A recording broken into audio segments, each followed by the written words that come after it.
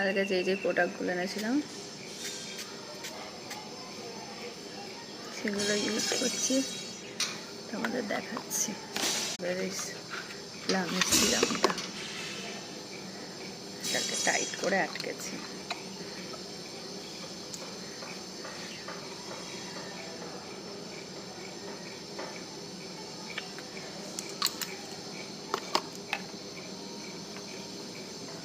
মেখে নিলাম।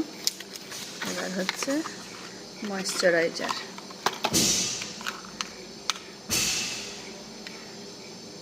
দেখো পুরো লেগে আছে।